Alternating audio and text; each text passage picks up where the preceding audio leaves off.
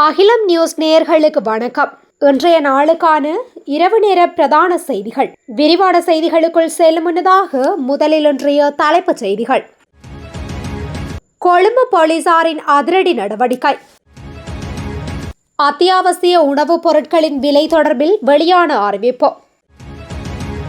சமூக சீரழிவின் மையமாக மாறும் மண்டைதீவு சுற்றுலா தளம் விடுக்கப்பட்டுள்ள எச்சரிக்கை. மருத்துவர்களின் திடீர் வேலை நிறுத்தம், அமைச்சர் நலிந்த அதிருப்தி. கடற்தொழிலாளர்களுக்கு மகிழ்ச்சி தகவல், வருகிறது ஓய்வூதிய திட்டம். கெலகாவில் கண்டுபிடிக்கப்பட்ட ரத்தின கற்கள். மாவடி வேம்பு பிரதான வீதியில் விபத்து, இருவருக்கு பலத்த காயம். கொழும்பு தேசிய வைத்தியசாலைக்கு வரும் நோயாளிகளுக்கு எச்சரிக்கை. மோசமான காலநிலை, மண்ணில் புதைந்த வாகனங்களை மீட்க முடியாமல் போனது. 15 வயது சிறுமி மாயம், பொதுமக்களின் உதவியை நாடும் காவல்துறை. தொடர்வன விரிவான செய்திகள். தேசிய போக்குவரத்து ஆணைக்குழு, தேசிய போக்குவரத்து மருத்துவ நிறுவனம் மற்றும் இலங்கை போலீஸ் இணைந்து கொழும்பு கோட்டை பகுதியில் இன்று பேருந்து சாரதிகளுக்கான அவசர போதைப்பொருள் மற்றும் மதுபான பரிசோதனைகளை முன்னெடுத்துள்ளனர். போக்குவரத்து நெடுஞ்சாலைகள் மற்றும் நகர அபிவிருத்தி அமைச்சினால் ஆரம்பிக்கப்பட்ட தேசிய வீதி பாதுகாப்பு திட்டத்தின் ஒரு அங்கமாக இது முன்னெடுக்கப்பட்டுள்ளது.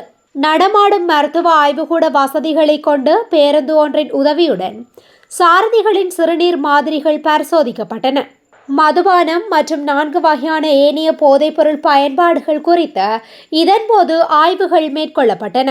பரிசோதனை முடிவுகளின் அடிப்படையில் குறித்த சாரதிகளுக்கு எதிராக தகுந்த சட்ட நடவடிக்கைகள் எடுக்கப்பட்டன. முன்னதாக மதுபோதையில் இருந்த சாரதிகளுக்கு மட்டுமே அபராதம் விதிக்கப்பட்டது.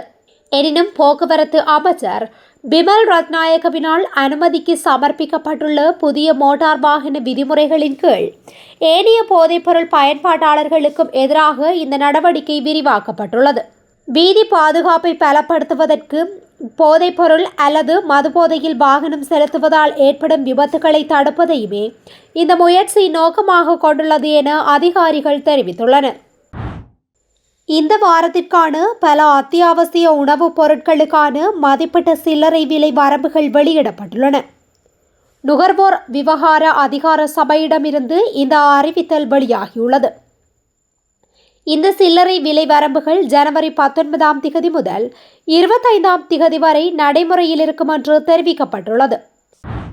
உருவாக்கப்பட்ட நோக்கத்திற்கு மாறாக சமூக சீரழிவின் மையமாக உருவெடுத்திருக்கும் மண்டைதீவு சுற்றுலா தளத்தை சமூக விரோத செயற்பாடுகளின் பிடியிலிருந்து விடுவித்து அது அமைக்கப்பட்டதன் நோக்கத்தை செயலுறுக்காக நடவடிக்கை எடுக்க வேண்டும் என வேலணை பிரதேச சபை உறுப்பினர் அனுஷியா வலியுறுத்தியுள்ளார்.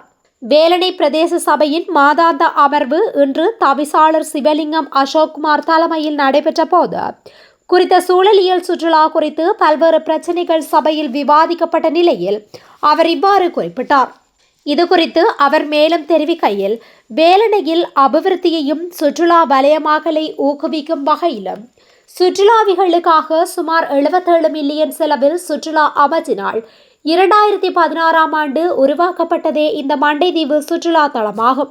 ஆனால் அது முறையற்ற பொறிமுறையாலும் சரியான பராமரிப்பின்மையாலும் சபைக்கான வருமானம் இழக்கப்பட்டுள்ளதுடன் எதிர்பார்த்த இலக்கை எட்டாது திட்டமும் முழுமையாக தோற்றுவிட்டது. கொள்வனவு செய்யப்பட்ட படகுகள், அதுசார் இயந்திர உபகரணங்கள் அனைத்தும் உரிய பராமரிப்பின்றி முழுமையாக சேதமாகி கிடக்கின்றது. மாறாக பல உபகரணங்கள் சூறையாடப்பட்டுள்ளதுடன் அது இன்று மதுபோதை அருந்தும் திடலாக உள்ளதுடன் சமூக சீரழிவுக்கான களமாகவும் உருவாக்கப்பட்டு வருகின்றது. குறிப்பாக வேலணைக்கு அப்பால் வெளியிடங்களிலிருந்து சுற்றுலாவாக அல்லாது சமூக சீர்கேட்டை மையமாக கொண்டே அதிகமானோர் இங்கு வருவதாக பலரால் குற்றச்சாட்டு முன்வைக்கப்பட்டுள்ளமையும் குறிப்பிடத்தக்கது. அக்கரைப்பற்று ஆதார மருத்துவமனையில் அரசாங்க மருத்துவ அதிகாரிகள் சங்கத்தால் தொடங்கப்பட்ட வேலை நிறுத்தம் நியாயமற்றது என்று சுகாதார மருத்துவர் வெகுஜன ஊடகர் மருத்துவர் நலிந்த ஜெயதீச தெரிவித்துள்ளார். நாடாளுமன்றத்தில் இன்று நாடாளுமன்ற உறுப்பினர் ராமநாதன் அர்ச்சுனா எழுப்பிய கேள்விக்கு பதிலளிக்கும் போதே அமைச்சர் இவ்வாறு கூறியுள்ளார். மேலும் தெரிவித்த அமைச்சர், அக்கரைப்பற்று ஆதார மருத்துவமனையின் மருத்துவ கண்காணிப்பாளர் மருத்துவர் ஐஎம் ஜவஹரை அவரது பதவியிலிருந்து நீக்குவதே அரசாங்க மருத்துவ அதிகாரிகள் சங்கத்தின் கோரிக்கையாகும். ஆரம்ப விசாரணைகள் முடியும் வரை அமைச்சகம் எந்த முடிவையும் எடுக்க முடியாது. அரசு மருத்துவ அதிகாரிகள் சங்கம் தொடங்கிய வேலைநிறுத்தத்தின் கோரிக்கை என்ன? அக்கரைப்பற்று ஆதார மருத்துவமனையின் மருத்துவ கண்காணிப்பாளராக தற்போது பணியாற்றி வரும் மருத்துவர் ஐஎம் ஜவஹரை அவரது பதவியிலிருந்து நீக்க வேண்டும் என்பதே அந்த கோரிக்கை. அந்த கோரிக்கை நியாயமானதா என நான் கேட்கின்றேன். உண்மையில் சபாநாயகர் அவர்களே, நாங்கள் தற்போது விசாரணைகளை நடத்தி வருகின்றோம். இந்த நியமனம் பொது சேவை ஆணையத்தின் ஒப்புதலுடன் வழங்கப்பட்டது. விசாரணைகளில் அவர் குற்றவாளி என கண்டறியப்பட்டால் அவர் குறித்து அமைச்சகம் ஒரு முடிவை எடுக்க முடியும்.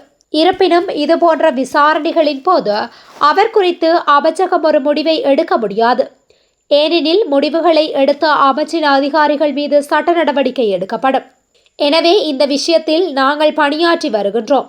சில விசாரணை கோப்புகள் மூடப்பட்டுவிட்டன. அவருக்கு பல ஆண்டுகளுக்கு முன்பே எச்சரிக்கை விடுக்கப்பட்டுள்ளது. உண்மையில் மருத்துவ கண்காணிப்பாளரை நீக்குவதற்கான இந்த வேலைநிறுத்தம் நியாயமற்றது என்று நான் கூற முடியும். இது கிழக்கு மாகாணத்தில் உள்ள மக்களுக்கு துன்பத்தை ஏற்படுத்துகின்றது என்று மேலும் தெரிவித்துள்ளனர். கடற்தொழிலாளர்களுக்காக அதிக நன்மைகளை வழங்கக்கூடிய புதிய ஓய்வூதிய திட்டம் ஒன்று அறிமுகப்படுத்தப்பட்டுள்ளது. கடற்தொழில் மற்றும் நீரியல் வள திணைக்களம், கபத்தொழில் மற்றும் கமநல காப்புறுதி சபையுடன் இணைந்து இந்த நடவடிக்கை எடுக்கப்பட்டுள்ளது. கடற்தொழிலாளர்களின் வருமான நிலை மற்றும் விருப்பத்திற்கேற்ப தமக்கான ஓய்வூதிய திட்டத்தை தெரிவு செய்யக்கூடிய வசதி வழங்கப்பட்டிருப்பது இத்திட்டத்தின் ஒரு முக்கிய சிறப்பம்சமாகும். இதன்படி கடற்தொழிலாளர்கள் 60 வயதை எட்டிய பின்னர் மாதாந்தம் ரூபாய் 5,000, ரூபாய் 10,000, ரூபாய் 15,000, ரூபாய் 20,000, ரூபாய் 25,000 அல்லது அதற்கும் அதிகமான தொகையை ஓய்வூதியமாக பெறும் வகையில் இந்த திட்டத்தில் இணைந்து பங்களிக்க முடியும். இந்த ஓய்வூதிய திட்டத்தின் மற்றொரு சிறப்பு என்னவென்றால் 60 வயதிற்கு பிறகு ஒவ்வொரு வயது அதிகரிக்கும் போதும் அவர் பெறும் ஓய்வூதிய தொகையும் அதிகரிப்பதாகும்.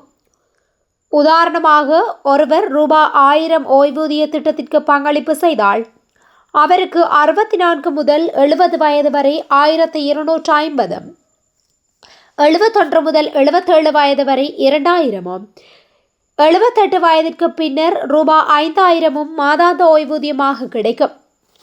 மேலதிக நன்மைகளாக இத்திட்டத்தில் இணைந்திருப்பவர்களுக்கு ஆயுள் காப்புறுதி நன்மைகள் கிடைப்பதுடன் ஓய்வூதியம் பெறுபவர் உயிரிழந்தால் அந்த ஓய்வூதிய தொகையை அவரது மனைவி அல்லது கணவர் தொடர்ந்து பெற்றுக்கொள்ளவும் வழிவகை செய்யப்பட்டுள்ளது.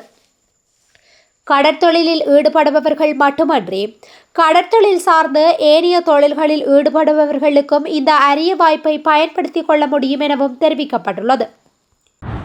கண்டி ஹெலகாவில் கண்டுபிடிக்கப்பட்ட ரத்தினக்கல் என சந்தேகிக்கப்படும் ஒரு பாறையின் மாதிரிகளை சேகரிக்க சென்ற தேசிய ரத்தினக்கல் மற்றும் நகைகள் ஆணையத்தின் அதிகாரிகளை அங்குள்ள பிரதேச மக்கள் தடுத்ததை அடுத்து குறித்த பகுதியில் பதற்றமான சூழ்நிலை ஏற்பட்டுள்ளது. டிட்வா சூறாவளியால் ஏற்பட்ட மண் சரிவுகளை தொடர்ந்து கெலகா தெல்தொட்ட கீழ் கெல்லந்தன பகுதியில் உள்ள ஸ்ரீ முத்துமாரியம்மன் ஆலயத்தின் அருகில் இந்த கல் கண்டுபிடிக்கப்பட்டது. குறித்த பகுதியில் வசிக்கும் ஒருவர் இவ்விடயம் தொடர்பில் அதிகாரிகளுக்கு தகவல் வழங்கியுள்ளார். இந்நிலையில் தேசிய ரத்தின கற்கள் மற்றும் நகைகள் ஆணையத்தின் அதிகாரிகள் சம்பவ இடத்திற்கு சென்று பாறையின் 3 துண்டுகளை மாதிரிகளாக சேகரித்துக் கொண்டுள்ளனர். இதனைத் தொடர்ந்து இவ்வாறு மாதிரிகளை சேகரிக்க சென்ற அதிகாரிகளை அப்பகுதி மக்கள் சூழ்ந்து கொண்டு இந்த மாதிரிகளை எடுப்பதற்கான நோக்கம் தொடர்பில் கேள்வி எழுப்பியதால் பதற்றம் ஏற்பட்டுள்ளது. பின்னர் அதிகாரிகள் காரணத்தை விளக்கிய பின்னர் அங்குள்ள சிலர் மற்றும் காவல்துறையினர் முன்னிலையில் மாதிரி பாறை துண்டுகளை பரிசோதனைகளுக்கு எடுத்து சென்றுள்ளமை குறிப்பிடத்தக்கது. மட்டக்களப்பு மாவடிவேம்பு பிரதான வீதியில் இன்று ஒரே திசையில் பயணித்த மோட்டார் சைக்கிள் மற்றும் முச்சக்கர வண்டி இரண்டும் ஒன்றுடன் ஒன்று மோதி விபத்துக்குள்ளாகியுள்ளது. இச்சம்பவத்தில் மோட்டார் சைக்கிள் ஓட்டுநரும் முச்சக்கர வண்டி சாரதியும் பலத்த காயத்திற்குள்ளாகியுள்ளனர். காயமடைந்த இருவரும் பொதுமக்களின் உதவியுடன் அருகிலுள்ள மாவடிவேம்பு பிரதேச வைத்தியசாலையில் சேர்க்கப்பட்டு பின்னர் அவர்கள் மேலதிக சிகிச்சைகளுக்காக மட்டக்களப்பு போதனா வைத்தியசாலைக்கு மாற்றப்பட்டுள்ளனர். இது தொடர்பான மேலதிக விசாரணைகளை சந்திவெளி போக்குவரத்து போலீசார் மேற்கொண்டு வருகின்றமை குறிப்பிடத்தக்கது. கொழும்பு தேசிய வைத்தியசாலையில் 60% வைத்தியர்கள் பற்றாக்குறையால் பரிசோதனை, சிகிச்சை மற்றும் மருத்துவ அறிக்கைகளை வழங்குவதில் கடுமையான நெருக்கடியை எதிர்கொள்வதாக அரசாங்க சிறப்பு மருத்துவர் சங்கம் தெரிவித்துள்ளது. இதன் காரணமாக பல்வேறு நோய்களால் பாதிக்கப்பட்ட நோயாளிகள் பெரும் சிரமத்தை எதிர்கொள்கின்றனர். குறித்த வைத்தியசாலையில் 3 விசேட வைத்தியர்கள் இருந்த நிலையில் மேலும் ஒரு வைத்தியர் ஓய்வு பெற்றதால் இந்த நெருக்கடி நிலை ஏற்பட்டுள்ளதாக தெரிவிக்கப்படுகின்றது. இதன் காரணமாக மருத்துவ சிகிச்சை 60% நிறுத்தப்பட்டுள்ளதாகவும் வைத்தியர்கள் கூறுகின்றனர். கூடுதலாக கிளினிக்கில் போதுமான மூத்த வைத்தியர்கள் இல்லை என்றும் கிளினிக்கிற்கு வரும் நோயாளிகள் பல வாரங்களாக சிக்கி தவித்து வருவதாகவும் தெரிவிக்கப்படுகின்றது. மேலும் சிலர் சிகிச்சை பெறாமல் திரும்பி செல்ல வேண்டி ஏற்பட்டுள்ளதாகவும் கூறப்படுகின்றது.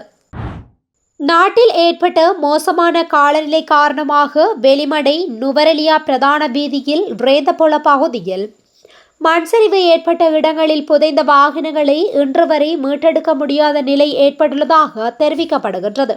இதன்போது மண்சரிவில் புதையுண்டு 8 பேர் உயிரிழந்துள்ளதுடன் இவர்களின் உடல்களை நீண்ட போராட்டத்திற்கு மத்தியில் சில நாட்களுக்கு பின்னர் மீட்பு படையினர் மீட்டிருந்தனர்.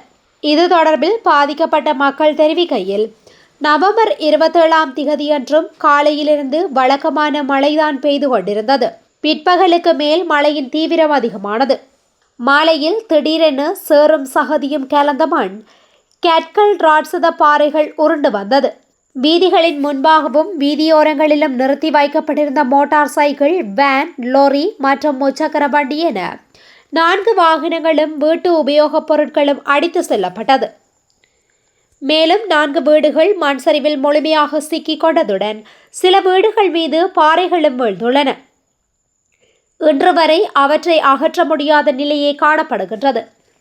வாகனங்களின் மேல் பெரிய கற்பாறைகள் காணப்படுவதால் அவற்றை சிறிது சிறிதாக அப்புறப்படுத்தி வாகனத்தில் உள்ள சேதமான பாகங்களை மாத்திரம் மீட்டெடுக்க முடியுமாக உள்ளது என கூறப்பட்டுள்ளது.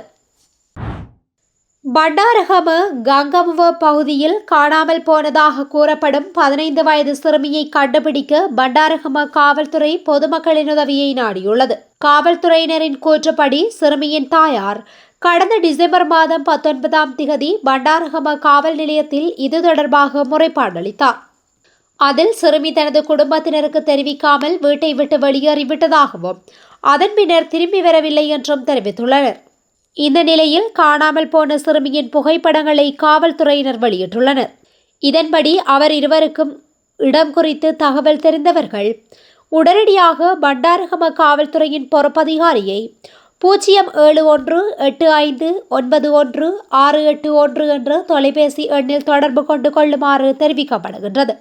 இதேவேளை பண்டாரகம காவல் நிலையத்தை 03822902222 என்ற எண்ணில் தொடர்பு கொள்ளுமாறும் காவல்துறையினர் கேட்டுக்கொள்கின்றனர். இத்துடன் இன்றைய நாளுக்கான இரவு நேர பிரதான செய்திகள் நிறைவடைகின்றன. தொடர்ந்தும் இதுபோன்ற செய்திகளை உடனுக்குடன் அறிந்து கொள்ள அகிலம் நியூஸுடன் இணைந்திருங்கள். நன்றி, வணக்கம். அகிலம், மாற்றத்திற்கான மக்கள் குரல். இந்த வீடியோ பிடிச்சிருந்தா லைக் பண்ணுங்க, கமெண்ட் பண்ணுங்க, ஷேர் பண்ணுங்க. மறக்காம கீழே இருக்க பெல் ஐகானை கிளிக் பண்ணுங்க.